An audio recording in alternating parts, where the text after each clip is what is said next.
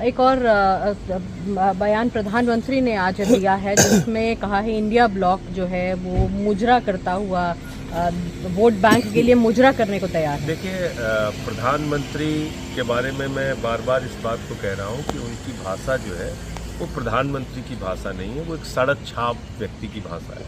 अब एक सड़क छाप व्यक्ति अगर ऐसी बातें बोलता है तब तो समझ में आता है। देश का प्रधानमंत्री अगर ये भाषा बोल रहा है तो इससे ज़्यादा दुर्भाग्यपूर्ण इस देश के लिए कुछ नहीं हो सकता कि एक ऐसा व्यक्ति जिसका अपनी भाषा के ऊपर कोई नियंत्रण नहीं है, कभी 50 करोड़ की गर्लफ्रेंड बोलता है, कभी जर्सी गाय बोलता है, कभी कांग्रेस की विधवा बोलता है, कभी शरद पवार को भटकती आत्मा बोलता है, कभी उद्धव ठाकरे को नकली संतान बोलता है, कभी अरविंद केजरीवाल को आतंकवादी, खालिस्तानी और बदनसीब बोलता है।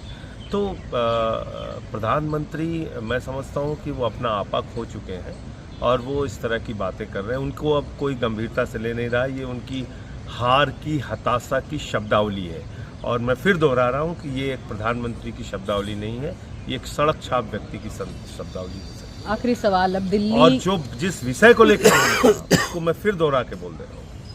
देखिए, आरएसएस और भारतीय जनता पार्टी एक बहुत ही खतरनाक पार्टी है।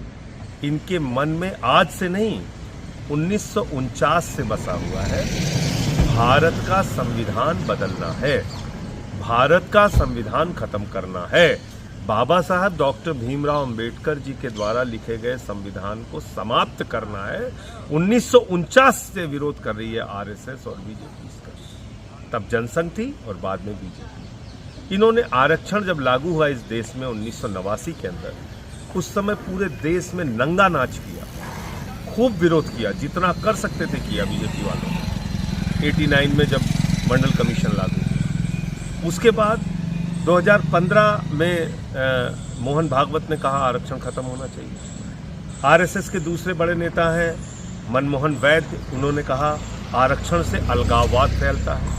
इनका अभी मौजूदा जो इनके प्रचार का काम देखता है अमित मालविया, इनका प्रमुख प्रवक्ता है, उसने 8 बार बयान दिया है अपने ट्वीट के जरिए और वो सारे बयान मैंने डाले हैं।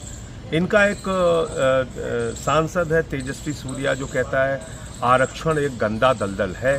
पूरे देश के विश्वविद्यालयों में इन्होंने आरक्षण खत्म किया है 10 सालों के अंदर, उठा के आंकड़े देख लीजिए।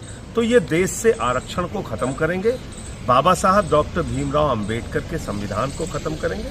प्रधानमंत्री जी उसी बौखलाहट में, क्योंकि उनकी सच्चाई हम लोग देश के सामने खोल रहे हैं, तो कुछ बोले जा रहे हैं मुजरा, और हो सकता है वो कुछ दिन बाद गाली गलौज भी साफ तौर पे, गंदी गालियां जो चौराहे पे दी जाती हैं वो भी देना शुरू कर दें अगले चरण के चुनाव के पहले। तो प्रधानमंत्री कुछ भी कर सकते हैं, लेकिन आरक्षण खत्म करेंगे, संविधान खत्म करेंगे, ये तय है। 400 सीट क्यों चाहिए वो तो बता दिया लल्लू सिंह ने ना। भाई हमारा बयान नहीं है, बीजेपी के सांसद का बयान है लल्लू सिंह का। 400 सीट चाहिए, संविधान बदलना है। अरुण गोविल कहता है 400 सीट चाहिए, संविधान बदलना है। ज्योति मिर्धा कहती 400 सीट चाहिए, संविधान बदलना है। दिया कुमारी कहती 400 सीट चाहिए, संविधान बदलना है। अनंत हेगड़े कहते हैं 400 सीट चाहिए, संविधान बदलना है। तो ये तो इनके नेताओं के बयान है, 400 सीट और क्यों चाहिए और संविधान बदलना है इनके।